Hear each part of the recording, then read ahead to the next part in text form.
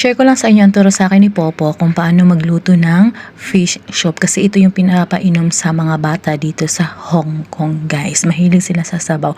Una, ilagay mo na yung luya. Pag bumangon na daw yung luya, ilagay na yung isda. Walang mantika, guys, ha. Walang mantika. Kailangan sobrang init yung kawali mo. Pagkatapos niyan, baliktarin pag nag-brown-brown na yung magkabilaan, ilagay na yung tubig. Dapat, guys, magpakulo muna kayo ng tubig bago nyo ibuhos dyan. Magpakulo muna kayo ng tubig, tapos magbuhos kayo dyan.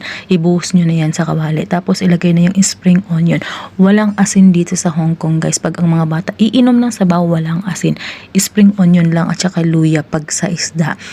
Pero depende rin sa amo, guys. Pero dito sa amo ko is wala. Kailangan malakas na yung amoy. Pakuluan lang siya ng 30 minutes, guys, na pakulo. Pagkatapos kumulo ng 30 minutes, tanggalin na yung laman. Kasi sabaw lang naman dito sa Hong Kong ang iniinom.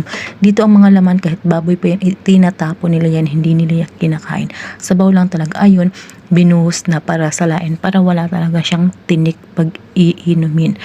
Ayan na, guys. Pagkatapos niyan, guys, tinakpan lang ni Lola. Pagkatapos papakuluan pa rin siya ng 5 minutes. Kailangan kasi talagang kulong-kulo.